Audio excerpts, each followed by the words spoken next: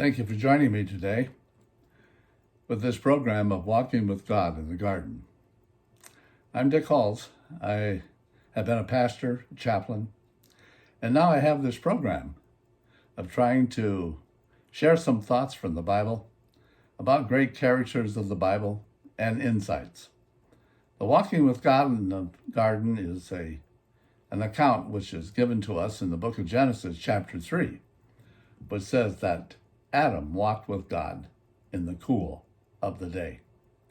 I encourage people to walk with God, not only in the cool of the day, but all the day, wherever you are. I was talking to some people today who told me that they walk with God when they're driving the car, oftentimes when they're walking around the block, whenever they have an opportunity to spend that precious time with God. Walking with God in life is an important part of life because ultimately we know that life comes to an end. The story I want to share with you today from the Bible is the story of Jacob. Jacob is an interesting person, and the story is recorded for us in the book of Genesis, where it says that Jacob was born with a brother whose name was Esau.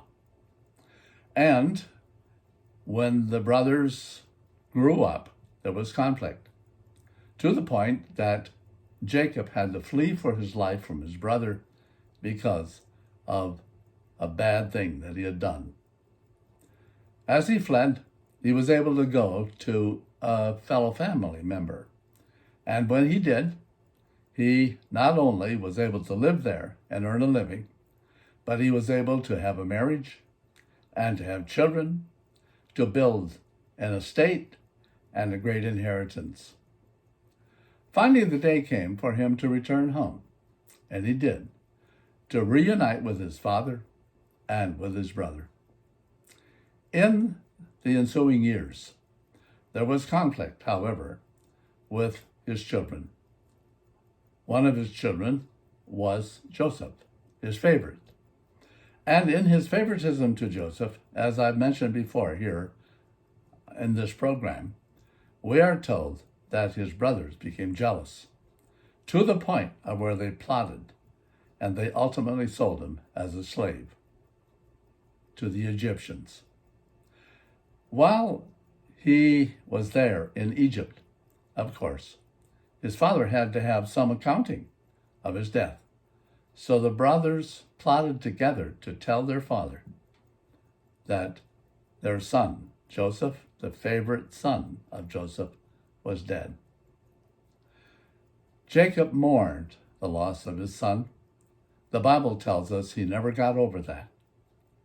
But then one day, an amazing thing happened. And that amazing thing was there was a famine in the land.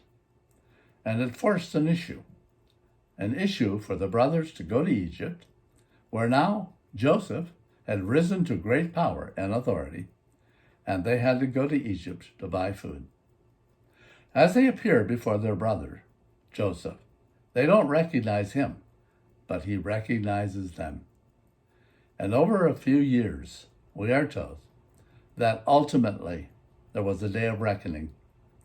They had to appear before Joseph. Finally, Joseph reveals himself to them and sends them back to Canaan to get their father. In this process of living for Jacob and for the family, there is an issue of what we call unfinished business. I want to read for you today the day when that unfinished business with Jacob, the father, and his son Joseph takes place. It says in the book of Genesis, chapter 46, that Jacob says, when he meets his son, "Now I am ready to die, since I have seen for myself that you are still alive." The question is, when are we ready to die? We can live our lives out and do just about anything we want to do, accomplish, build, create.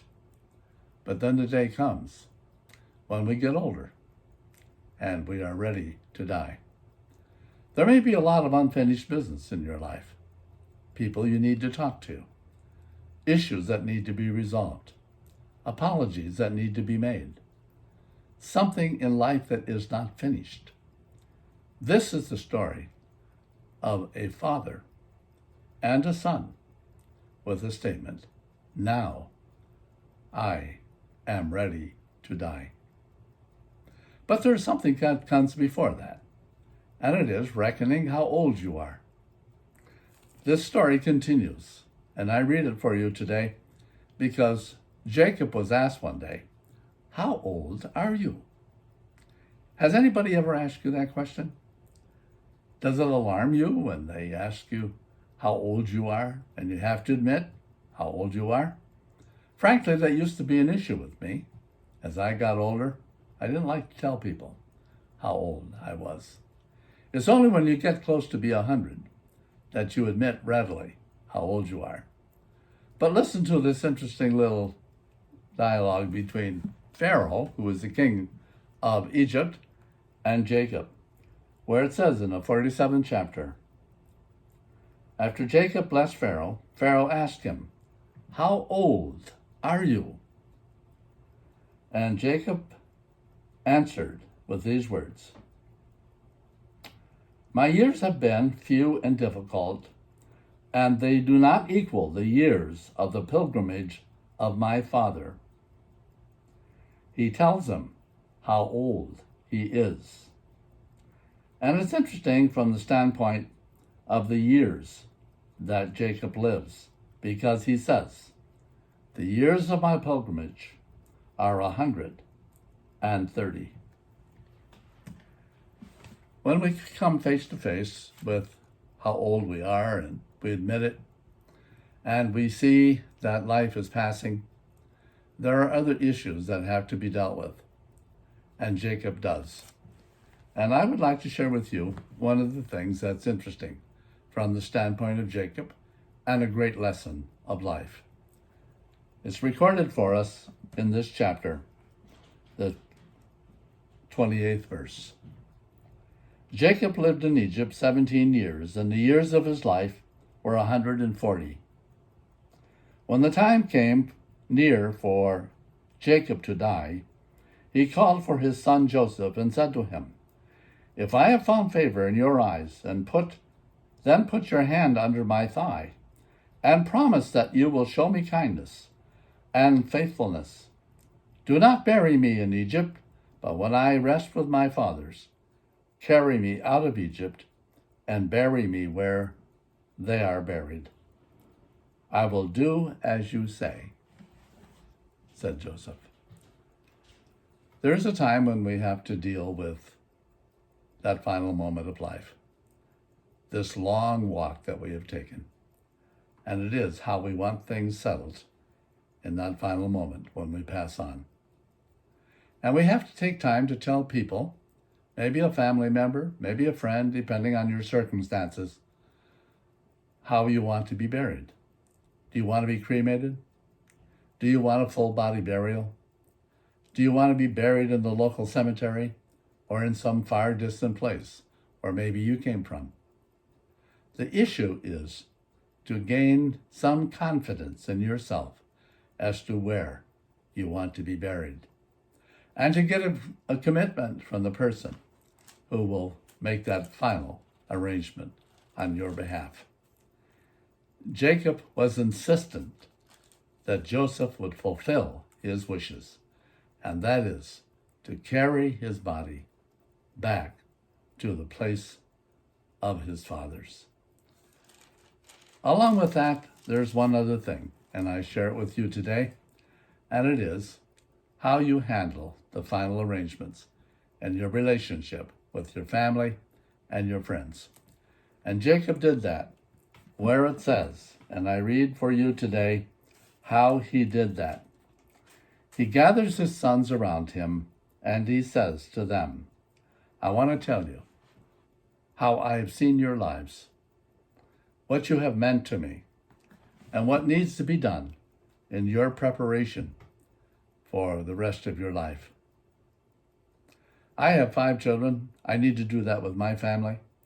I find that this story is a reminder to take the time to share your appreciation for their lives, things that you have found very meaningful and grateful, and finally, to conclude by saying, I'm so grateful to have been a part of your lives, and you have been a part of my life. Jacob gave that final word to his sons. And then these final words and the final moment of this long walk, where it says, then he gave them these instructions. I'm about to be gathered to my people. Bury me with my fathers. And then these final words in verse 33. When Jacob had finished giving instructions to his sons, he drew his feet up into the bed, breathed his last, and was gathered to his people.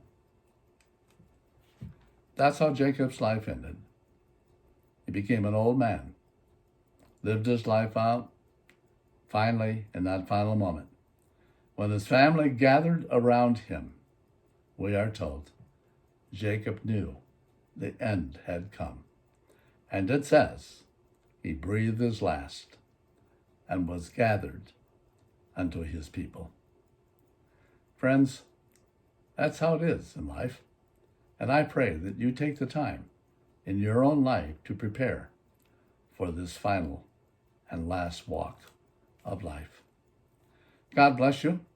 And if you need any assistance in this process, please feel very free to be in touch with me, that I might help guide you into these great steps of that long walk that we all will take.